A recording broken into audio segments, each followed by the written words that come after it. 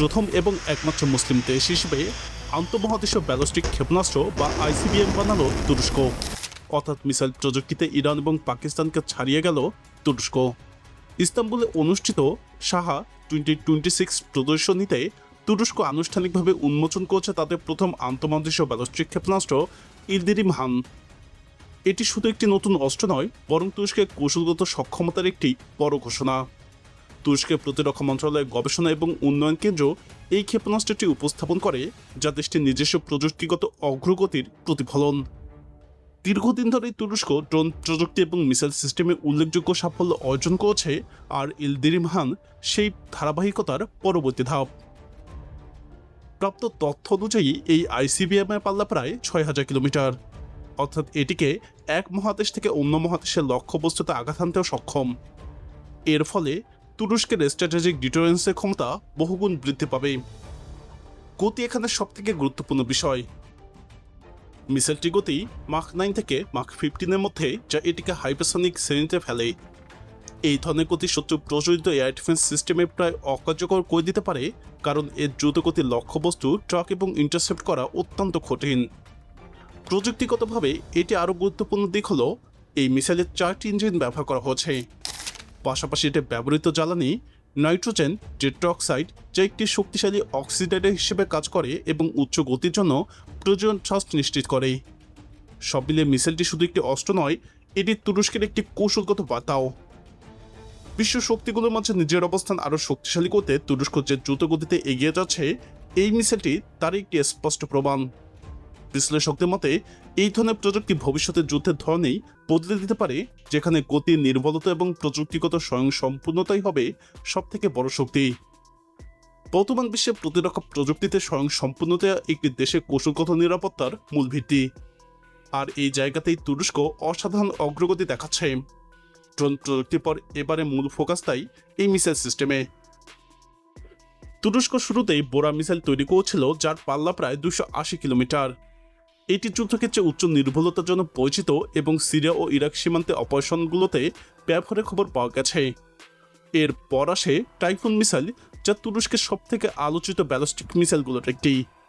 ধারণা করা হয় এর পাল্লা 500 থেকে 1000 কিলোমিটার। এটি তুরস্কের আঞ্চলিক শক্তি হিসেবে আরও শক্তিশালী করে তুলেছিল। তুরস্ক এখানে থেমে থাকেনি, তারা আরও দীর্ঘপাল্লার ব্যালিস্টিক মিসাইল তৈরির দিকে এগিয়ে যাচ্ছে, যার একটি সম্ভাব্য নাম চেং বলে শোনা যাচ্ছে। এখন যদি ক্রুইজ মিসাইলের দিকে তাকানো হয়, তাহলে সবথেকে উল্লেখযোগ্য হচ্ছে আতমাকা মিসাইল। এটি একটি অ্যান্টিশিপ মিসাইল, যা সমুদ্র যুদ্ধে তুরস্কের নৌবাহিনীকে বড় সুবিধা দিচ্ছে। আতমাকা ইতিমধ্যে তুরস্কের যুদ্ধজাহাজে সংযুক্ত করা হয়েছে এবং এটিকে আমেরিকান হারপুন মিসাইলের বিকল্প হিসেবে তৈরি করেছে। আরেকটি গুরুত্বপূর্ণ ক্রুইজ মিসাইল হল সোমবা স্ট্যান্ড অফ মিসাইল, যা বিমান থেকে নিক্ষেপযোগ্য। এটি শত্রুর গুরুত্বপূর্ণ স্থাপনা যেমন বাঙ্কার, রাডার সিস্টেম এবং কমান্ড সেন্টার ধ্বংস করতে ব্যবহৃত হয়। এর স্টিলথি ডিজাইন এটিকে আরও মারাত্মক করে তুলেছে। এরপর আসা যাক এয়ার ডিফেন্স সিস্টেমে। তুরস্ক নিজস্ব আকাশ প্রতিরক্ষা ব্যবস্থা গড়ে তুলতে ব্যাপক বিনিয়োগ করছে। এর মধ্যে রয়েছে হিসার মিসাইল সিস্টেম, সিজের, হিসার এ এবং হিসার ও, যা স্বল্প ও মাঝারি পাল্লার আকাশ প্রতিরক্ষা নিশ্চিত করে। এই সিরিজের উন্নত সংস্করণ হল সাইপার মিসাইল সিস্টেম, যা দীর্ঘ পাল্লার এয়ার ডিফেন্স সিস্টেম হিসেবে তৈরি করা হচ্ছে। এটি কার্যকর হলে তুরস্ক নিজস্ব প্যাট্রিয়ট বা S-400 টাইপের প্রতিরক্ষা সক্ষমতা অর্জন করবে। হাইপারসনিক প্রযুক্তিতেও তুরস্ক কাজ শুরু করেছে। যদিও এখনও পুরোপুরি অপারেশনাল নয়, তবে গবেষণা এবং উন্নয়ন পর্যায়ে থাকা এই প্রযুক্তি ভবিষ্যতে তুরস্ককে একেবারে নতুন স্তরে নিয়ে যেতে পারে। সব মিলিয়ে তুরস্ক এখন শুধু একটি আঞ্চলিক শক্তি নয়, বরং একটি পূর্ণাঙ্গ প্রতিরক্ষা প্রযুক্তির হাব হয়ে উঠেছে। তাদের লক্ষ্য স্পষ্টই, বিদেশি নির্ভরতা কমিয়ে সম্পূর্ণ নিজস্ব অস্ত্রভাণ্ডার তৈরি করা।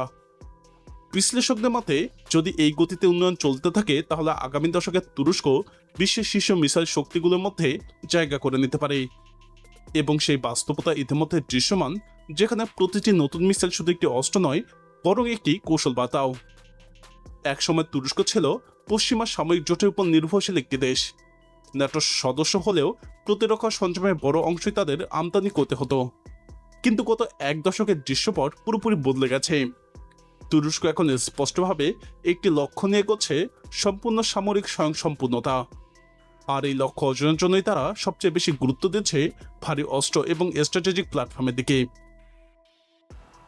স্থল বাহিনীর দিকেও তাকালেই প্রথমে আসে আল্টাই ট্যাঙ্ক, যা তুরস্কের নিজস্ব তৈরি প্রধান যুদ্ধ ট্যাঙ্ক। আধুনিক ফায়ার কন্ট্রোল সিস্টেম, উন্নত আর্মর এবং শক্তিশালী কামান সহ এই ট্যাঙ্কটি তৈরি করা হয়েছে ভবিষ্যৎ যুদ্ধের কথা মাথায় রেখেই। এটি শুধু প্রতিরক্ষার জন্য নয়, বরং আক্রমণাত্মক অভিযানের জন্য ডিজাইন করা। তুরস্কের সবচেয়ে বড় গর্ব টিসিজি আনাদোলু যুদ্ধজাহাজটি। এটি একটি অ্যাম্ফিবিয়াস অ্যাসল্ট শিপ, যা ড্রোন ক্যারিয়ার হিসেবে ব্যবহার করা যায়। এর মাধ্যমে তুরস্ক সমুদ্রপথে শক্তি প্রক্ষেপণ করতে সক্ষম হয়েছে, যা একটি পরাশক্তির অন্যতম বৈশিষ্ট্য। আকাশপথে তুরস্কের উচ্চাকাঙ্ক্ষা আরও বড়। তারা তৈরি করছে নিজস্ব পঞ্চম প্রজন্মের যুদ্ধবিমান TF-X ফাইটার জেট, যা স্টিল প্রযুক্তি, সুপার ক্রুজ এবং আধুনিক এভিওনিক্সে সমৃদ্ধ হবে। এই প্রকল্প সফল হলে তুরস্ক বিশ্বের সেই অল্প কয়েকটি দেশে কাতারে চলে যাবে যারা নিজস্বভাবে পঞ্চম প্রজন্মের যুদ্ধবিমান তৈরি করছে। ড্রোন প্রযুক্তিতে তুরস্ক ইতিমধ্যেই বিশ্বকে চমকে দিয়েছে। একটা TB2 এবং আকাশি ড্রোন শুধু যুদ্ধক্ষেত্রে নয়, আন্তর্জাতিক বাজারেও তুরস্কের অবস্থানকে শক্তিশালী করছে।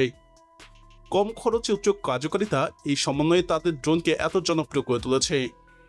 তবে একটি দেশকে পরাশক্তি হতে হলে শুধু প্ল্যাটফর্ম নয়, দরকার স্ট্র্যাটেজিক অস্ত্র। এখানেই আসে তুরস্কের মিসাইল প্রোগ্রাম। তারা ইতিমধ্যে টাইফুন মিসাইলের মতো ব্যালিস্টিক মিসাইল তৈরি করছে এবং আরও দীর্ঘপাল্লার সিস্টেম নিয়ে কাজ করছে। এই ধরনের মিসাইল একটি দেশের ডিটারেন্স ক্ষমতা বহুগুণ বাড়িয়ে দেয়। এয়ার ডিফেন্সেও তুরস্ক বড় বিনিয়োগ করছে। সাইপার মিসাইল সিস্টেমের মাধ্যমে তারা নিজস্ব দীর্ঘপাল্লার আকাশ প্রতিরক্ষা ব্যবস্থা গড়ে তুলেছে, যাতে বাইরে কোনো শক্তির উপর নির্ভর করতে না হয়। তুরস্কের এই সামরিক উন্নয়নের পিছনে একটি বড় কারণ হলো রাজনৈতিক স্বাধীনতা। অতীতে বিভিন্ন সময় দেশগুলো অস্ত্র সরবরাহের নিষেধাজ্ঞা এবং সীমাবদ্ধতা আরোপ করেছিল। এর ফলে তুরস্ক বুঝতে পারে নিজস্ব প্রযুক্তি ছাড়া প্রকৃত স্বাধীনতা সম্ভব নয়। অর্থনৈতিক দিক থেকেও এটি একটি বড় কৌশল। তুরস্ক এখন অস্ত্র রপ্তানিকারক দেশ হিসেবে উঠে আসছে। মধ্যপ্রাচ্য, আফ্রিকা এবং এশিয়ার বিভিন্ন দেশে তাদের ড্রোন, মিসাইল এবং সাজাযান রপ্তানি হচ্ছে। এর ফলে শুধু সামরিক শক্তি নয়, অর্থনৈতিক শক্তিও বাড়ছে। সবচেয়ে গুরুত্বপূর্ণ বিষয় হলো তুরস্ক এখন একটি মাল্টিডোমেইন পাওয়ার হয়ে উঠেছে। আকাশে, স্থল এবং সমুদ্রে প্রতিটি ক্ষেত্রেই তারা নিজস্ব প্রযুক্তির শক্তি গড়ে তুলছে। এই সমন্বয়ে একটি দেশকে পরাশক্তির পথে এগিয়ে নিয়ে যায়। বিশ্লেষকদের মতে তুরস্কের এই অগ্রগতি যদি এই গতিতে চলতে থাকে, তাহলে আগামী 10 থেকে 15 বছরের মধ্যে তারা একটি প্রভাবশালী বৈশ্বিক শক্তিতে পরিণত হতে পারবে। সব মিলিয়ে তুরস্কের বার্তা পরিষ্কার, তারা আর কারো উপর নির্ভরশীল থাকতে চায় না। নিজস্ব ভারী অস্ত্র, নিজস্ব প্রযুক্তি এবং নিজস্ব কৌশল, এই তিনের সমন্বয়ে তারা গড়ে তুলেছে ভবিষ্যতের সামরিক শক্তি। এবং সে যাত্রা ইতিমধ্যেই শুরু হয়ে গেছে একটি নতুন পরাশক্তির সম্ভাবনা নিয়ে। প্রিয় দর্শক, গোপনে তুরস্কের এই ধরনের অস্ত্র তৈরির পিছনে কি উদ্দেশ্য থাকতে পারে বলে আপনি মনে করেন? আপনার মতামত কমেন্টে জানান। তুরস্কের অস্ত্র প্রযুক্তি নিয়ে আরও জানতে আমাদের চ্যানেলটি ভিডিও ট্যাব থেকে ঘুরে আসুন। এই ভিডিওটি ভালো লাগলে লাইক বাটনে ক্লিক করুন। ভিডিওটি আপনার বন্ধুদের সাথে শেয়ার করে তাদেরকেও ভিডিওটি দেখার সুযোগ করে দিন।